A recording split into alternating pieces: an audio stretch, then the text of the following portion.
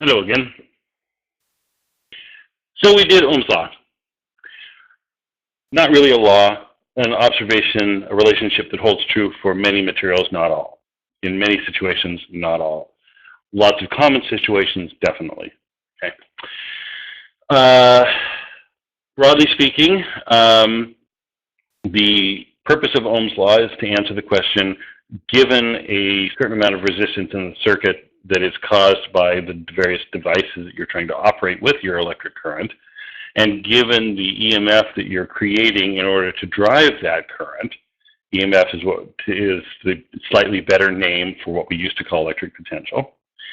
And I mentioned the previous video, that the reason EMF is slightly better is because EMF, for a battery anyway, EMF includes the effect of the internal resistance of the battery, where potential difference does not. And I will explain that in more detail in this video. Then too, there are other ways of creating an EMF other than with a battery, okay? In fact, other than with electric charges at all. And so EMF is now the more general term, and it's one I will use more often than potential difference, but I will still use potential difference. Okay.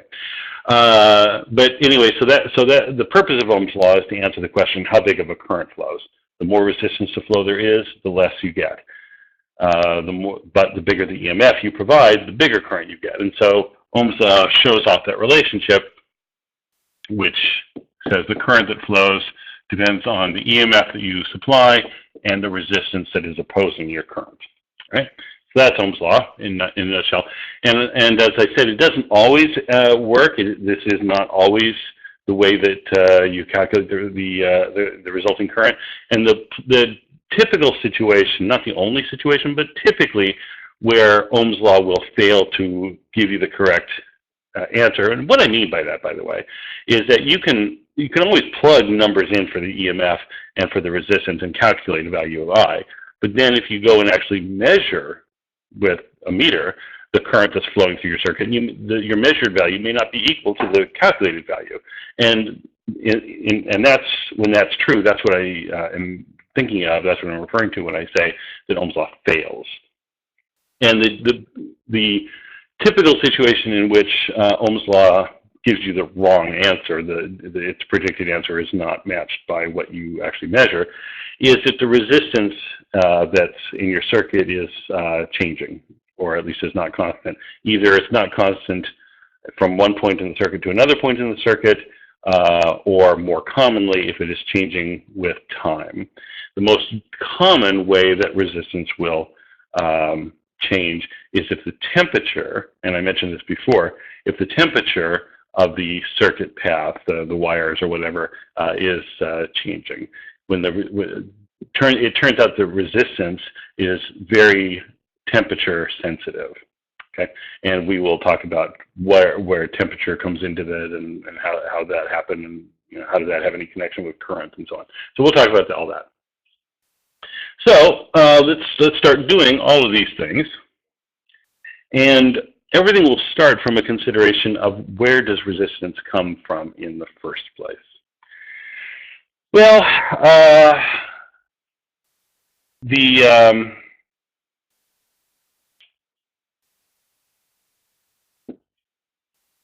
way we'll approach this is, let's just think about what could possibly affect the resistance.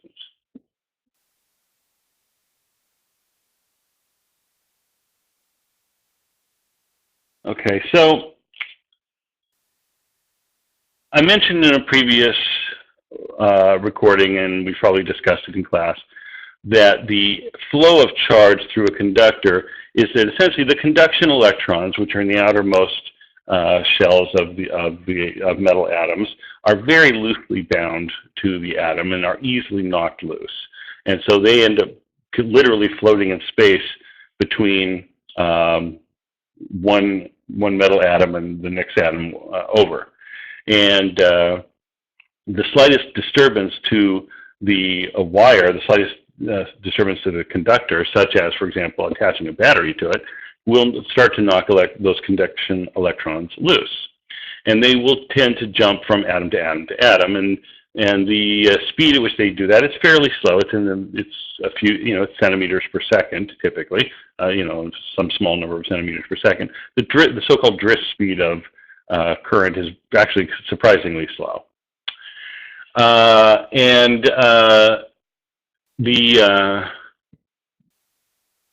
First of all, the first thing that would affect resistance is how long a wire you are trying to push the current through. So if we imagine a circuit looks like this, okay? Now, this is a potential difference that's creating an electric field. So this is an EMF, actually, and it has, just like potential difference does, it has an electric field associated with it, and that electric field points this way around. It points clockwise around this circuit because, again, our imaginary positive charge carriers. This is probably a good time to remind you. We know that in reality it's negative charges that do the moving, but in fact we know that for a fact that negative electrons move with this particular circuit diagram. Negative charges would move counterclockwise. But we pretend that it is positive, so-called conventional charge carriers that in fact move clockwise. It doesn't make any difference for either the calculations or for the operation of whatever device we happen to put in the circuit. But this way, at least, we don't have additional minus signs to have to worry about. So we just pretend positive charges just because it makes the math easier and less messy with minus signs. So anyway, our positive charge carriers, our conventional charge carriers, will fall from a high potential to a low potential, okay, which implies, being positively charged, as we assume they are, that the electric field that is pushing them is also pointing parallel to the wire and therefore counterclockwise around the circuit path as well, okay? But remember, the electric field is related to the electric potential difference in the sense that the electric field is equal to the change of the potential difference over the length of the circuit. Okay. Well, if our circuit path is simply longer, then delta X gets bigger, which makes the electric field smaller, which makes the force on the charges smaller, which makes the current smaller. Okay. So the length of the wire, in short, pardon me, the longer the wire is that you're trying to push current through, the less current you're going to get. And we see that macroscopically, I guess, as resistance. So the longer the wire is, the more resistance the wire presents to the circuit. Okay, so there's that, first of all.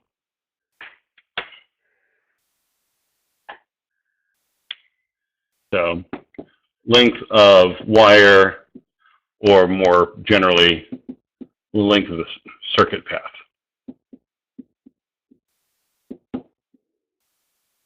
The circuit path is simply how long a piece of wire you have to run from the top of the battery until you eventually get to the bottom of the battery. Okay?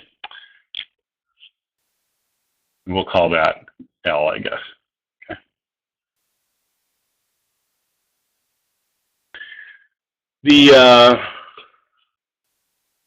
The other thing that will affect, and I'm going to make a different drawing now. It'll look similar to start with. But now what I'm going to do is I'm going to magnify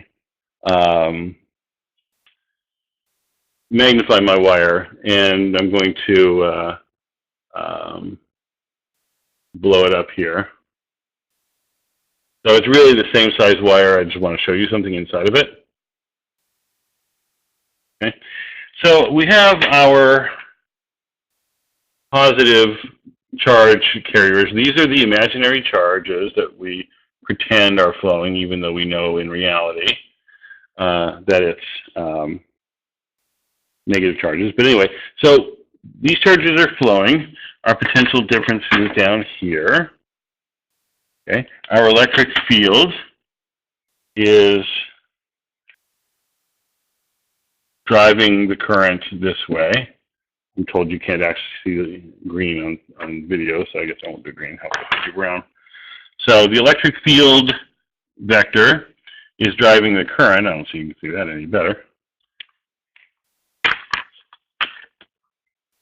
You use purple. Let's try purple. Oh, that you can see. Okay.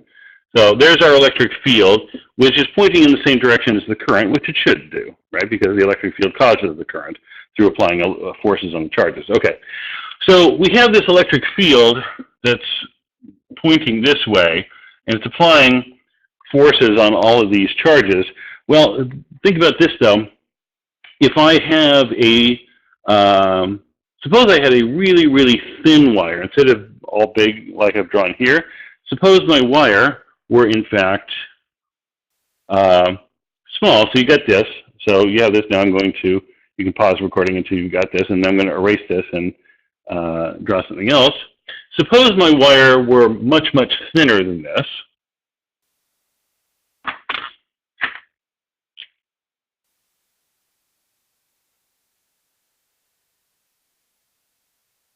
Okay.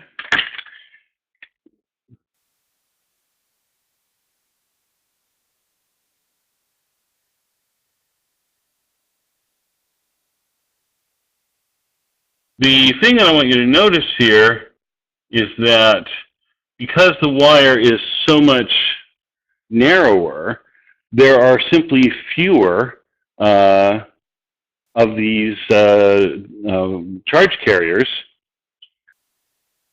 available to push. There's less current because there's less wire, right? And so so I'll just do that. So so basically, the bigger the radius of the wire, the more charges there are available to push for a given electric force. Okay, and therefore the bigger current you get. So, but instead of talking about the radius of the wire, we talked about the cross-sectional area, because after all, this is a two-dimensional construct. There's charges both up and down and in and out of the board as well. So, two-dimensional cross-section of a cylindrical wire. So, the next part of my answer is, what else affects resistance? The cross-sectional area of the wire, or of the path, of the circuit path. Call that A. Okay? For L, the bigger L is, the bigger the resistance is. But for A, the bigger the area is, the smaller the resistance ends up being. So we find, then, that resistance is directly proportional to length. Resistance is inversely proportional to area, cross-sectional area. Okay, so we're getting there. There turns out to be one other thing, and I will simply say it like this. Suppose I build a wire that is 1 meter in length and has a cross-sectional area of, I'm going to make up a number here, 2 square millimeters. Okay? Actually, let me build 2 wires with exactly those same dimensions. 2 wires, 1 meter long, 2 square millimeters in diameter.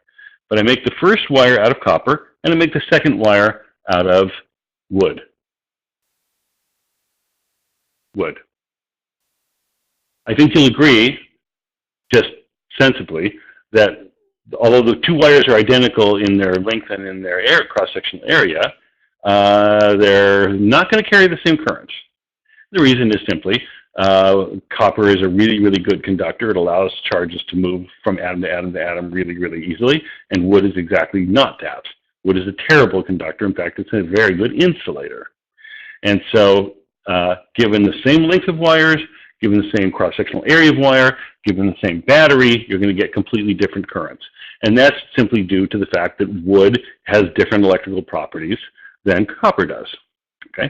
The specific electrical property that I have in mind that's relevant here is a property called resistivity, which is an unfortunate name because it sounds too much like resistance. But resistivity is a property of the material that you are using to construct your wire.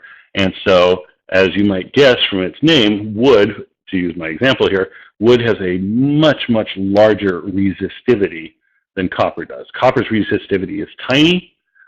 Wood's resistivity is very, very large. Wood, and glass has a huge resistivity. Water has a fairly high resistivity. Silicon has sort of a middle of the road resistivity. Like I said, copper, silver, aluminum, things like that, all very small. In fact, I can give you some numbers here. So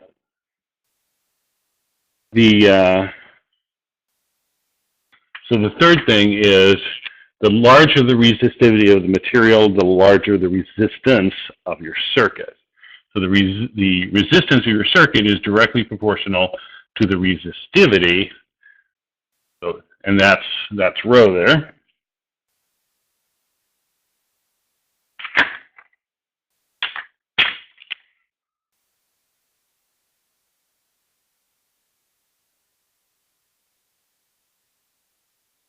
Resistivity, Greek letter rho. It's not a badly written.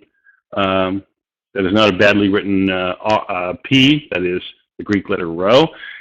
Please don't be confused. We used to use the letter rho to represent charge density. It has nothing to do with charge density anymore. Resistivity. It's a measure of how easily current flows.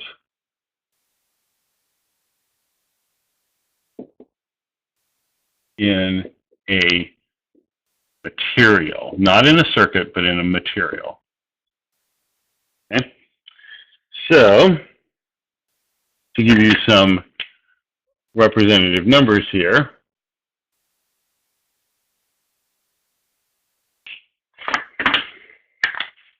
let's see, copper, which is what I've been using. So the units, first of all, the units of resistivity are ohms times meters. It's just, it has to be those units in order to make the units of resistance come out to be ohms. And so typical values are, so most wires are actually made of copper. The resistivity of copper is 1.7 times 10 to the negative 8 ohm meters. Copper, aluminum is 2.7 times 10 to the 8th ohm meters. Iron is an okay conductor. It's not anywhere near as good as copper is. It's 9.7 times 10 to the minus 8 ohm meters. So you'll notice it's about 5 times higher. The resistivity of iron is 5 times higher, and so for a given wire, two identical wires, same length, same cross-sectional area, you make one out of copper and make the other one out of iron. The iron one, even though it's the same length and the same area, same thickness as the copper wire, the total resistance of the iron wire would be 5 times larger than the resistance of the copper wire, simply because they're made of different materials, meaning that the resistivities are different. The wire that's used in your toaster, for example, the things that get orange hot and make make toast, that thing is called nichrome. It's an alloy, actually. It's an alloy of nickel and chromium, hence the name nichrome. And it's designed to have a large resistivity. These two metals combined together to form this alloy is deliberately chosen to have a comparatively high. Notice that it's about 100 times greater resistivity than that of copper. Okay, and we will talk about that. For seawater, 0.22. For blood, the resistivity is about 1.6 ohm meters, just 1.6, not 10 to the minus 8, just 1.6. So blood, compared to copper, blood is a terrible conductor. However, compared to muscle, muscle has has a resistivity of 13 ohm meters. Fat is an even better resistor material. You wouldn't make a wire out of fat, I guess. But anyway, 25 ohm meters for fat. Water is a lousy conductor, a good insulator. It has a resistivity of 2.4 times 10 to the 5th ohm meters, right? And the cell membrane, I see on my little chart here, that's what I'm looking over here. The membrane of a typical animal cell, I suppose this is, 3.6 times 10 to the 7th. All right, so current tends not to flow across a cell membrane. There's other ways to get charges through it, and that's ion exchange and ion channels and all that stuff. But current does not flow directly across the cell membrane material. There has to be channels opened up for that to happen. Okay, so with all that said, so the resistance is directly proportional to how long the wire is. The resistance is inversely proportional to the cross-sectional area of the wire, and the resistance is directly proportional to the resistivity of the material you use to make your wire. Putting that all together, the resistance of a wire is simply the product of all those.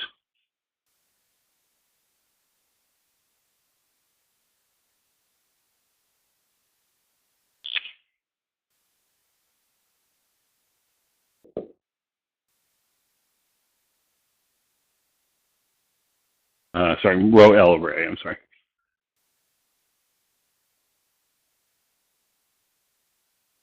Okay, so that's the answer to the question, what creates the resistance in the first place? Okay, we saw in previous lectures what the effect of resistance is on the circuit.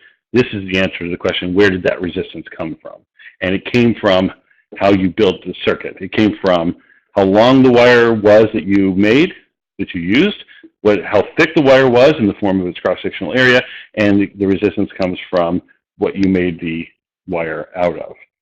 Aluminum versus copper versus cell membrane material. Okay, so there's that. Now that we have that all sorted out, what are we going to do next? Let's